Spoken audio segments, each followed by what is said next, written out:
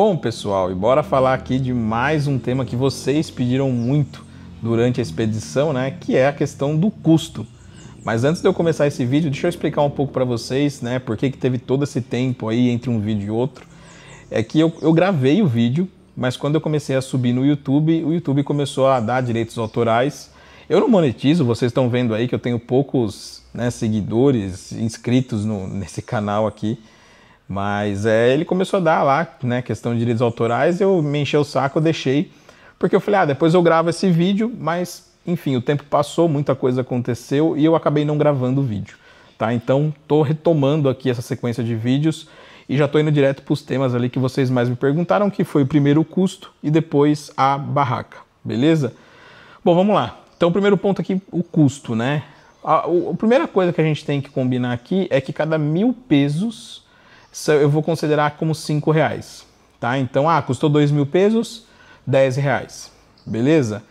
Então vamos lá, pessoal, aqui, vou começar falando do básico aqui, né, da comida.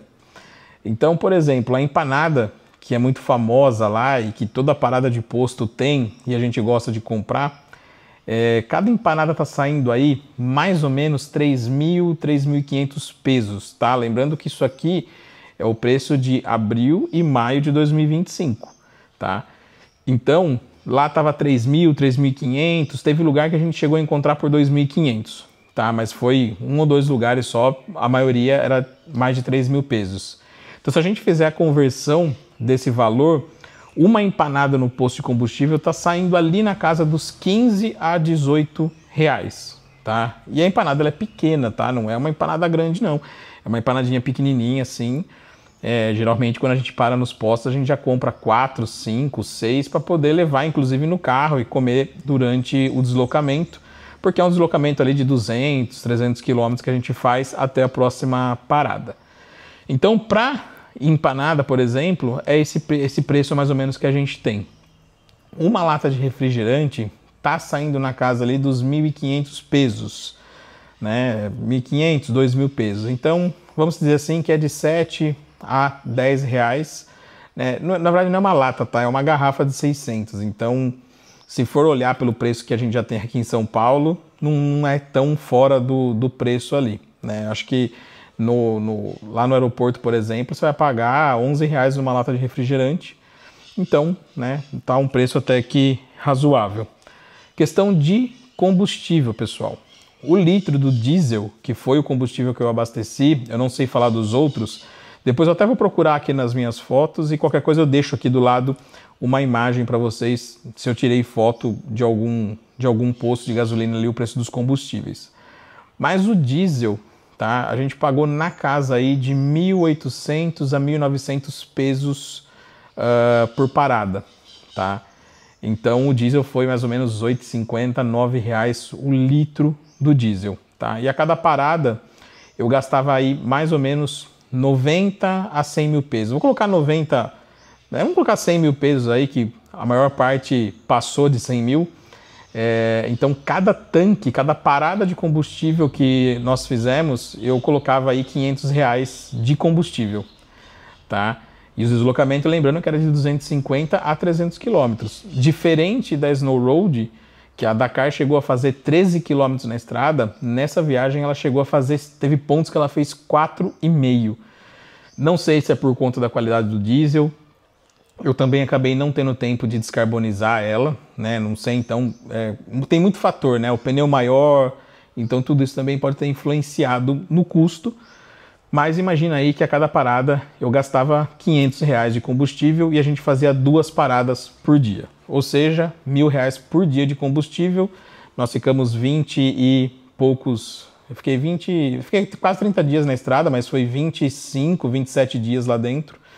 Então você já consegue calcular o meu custo só de combustível aí. 25 a 30 mil reais só de combustível, né? Com relação a hotéis, isso é uma coisa que varia muito, né? Questão de alimentação. Então, quando a gente parava nas cidades ali para poder jantar, tem, né, a empanada, que é famosa nos postos de combustível, como eu comentei. Só que quando a gente vai no restaurante, geralmente tem o quê? As carnes, que são nobres, né? Que são ótimas carnes, inclusive, e que no passado era muito barato. E tem a famosa, como que é o nome? Milanesa, né? Que é um bife, a milanesa grande, né? Só que ele só vem o bife e geralmente algumas batatas ali. Mas alguns lugares com batata frita, outros lugares com purê, aí vai depender muito do restaurante. Um prato desse estava custando de 18 a 23 mil pesos, né? Se a gente colocar 20 mil para arredondar, então um prato simples de comida, né? Você vai pagar na casa dos 100 reais ali para poder comer essa milanesa, né? Que se tiver num casal até dá para dividir, tá? Não vou mentir não, porque realmente é bem servido, mas é mais ou menos 100 reais aí o prato, fora refrigerante, né? Sobremesa, caso queira. Se você for comprar, por exemplo, agora um chouriço, né? Algum outro tipo de carne, aí o preço já vai mais ou menos ali de 35 mil pesos para mais, até dependendo da carne do que você quiser, né? Então você vai pagar um prato aí 175 reais se você quiser comer um bife, que também é muito bem servido, tá? Não é igual aqui no Brasil que você paga uma fortuna num prato e vem geralmente uma carne pequena, né? E o resto dos acompanhamentos. Lá não, lá é a carne e a batata frita, só. Mas é um valor, mas assim, acaba compensando. Realmente é um bife bem grande, tá? Camping, pessoal, né? O camping foi assustador o preço, porque geralmente a gente pensa que o camping ele acaba sendo bem mais barato do que a pousada, bem mais barato do que um hotel, mas não foi muito bem o que a gente viu não, tá? Teve momentos ali que a gente preferiu dividir quarto, porque saía muito mais barato você pegar um quarto com banheiro, com aquecedor, com tudo que tinha direito, e dividir em 2 pessoas do que você fazer o camping. Teve camping ali que custava 28 mil pesos para você parar com o seu carro. E depois mais alguns, acho que era, não lembro o valor direito, mas tinha que pagar um adicional por pessoa. Então era 28 mil pesos para você parar o carro e mais o adicional por pessoa. E quando você olhava o alojamento lá, que era um quarto com cama, banheiro, tudo certinho, saía 14, sei lá, 12, 14 mil por pessoa. Que era praticamente o mesmo preço era mais barato do que o próprio camping. Então, por isso que vocês vão perceber no vídeo, né, que apesar de estar com a barraca de teto, acabamos ficando, né, várias vezes ali em hotel, né, em quarto de hotel, em quarto de pousada. Então não tem nada a ver com questão de barraca ser ruim, igual algumas pessoas perguntaram, né. Eu fiquei bastante doente na viagem, mas que também acabou influenciando em algumas paradas, eu ir para o hotel e não acampar com o pessoal. Mas assim, o camping estava saindo muito mais caro em algumas situações, né? Ou às vezes era até próximo, né? Então imagina, vou dar preços aqui, né, de mentira, mas imagina que o camping custava 20 e o quarto custava, sei lá, 25, né? Então por conta de 5 mil pesos, 25 reais, você não vai... Você prefere o conforto, né? Porque muitos campings lá não tinham estrutura, por exemplo, para a gente conseguir ligar aquecedor, né? E teve lugar que estava muito frio durante a noite. Então, a gente acabava meio que colocando na balança ali, não era um dinheiro que ia, né, falir a gente ali durante a viagem, tá? Então, realmente, por isso, né, que eu vou falar depois um pouco mais no vídeo da barraca, mas isso acabou também influenciando ali da gente acabar ficando um pouco mais em alguns lugares. E aí teve os campings que foram impostos de combustíveis, campings selvagens, né? Que aí já não teve custo, exceto o da fazenda, né? Que custou ali 50 dólares por pessoa. Foi 250 reais mais ou menos ali, então foi o que acabou custando, mas ali eles fizeram um almoço pra gente, com bastante carne e tudo, então meio que acabou saindo elas por elas ali. Beleza? Então assim, em questão de custo, pessoal, eu quis dar uma ideia do básico, né? Óbvio que tem muitas outras coisas que a gente acabou gastando lá, então vinho, que é muita coisa que vocês perguntaram, o vinho tá barato? Depende, né? Tem o vinho ali, teve vinho que saía 100 reais a garrafa. Então, por exemplo, eu comprei aqui Rutine, que eu paguei, acho que foi 110 a garrafa, né? Aqui no Brasil tava 170, alguma coisa assim.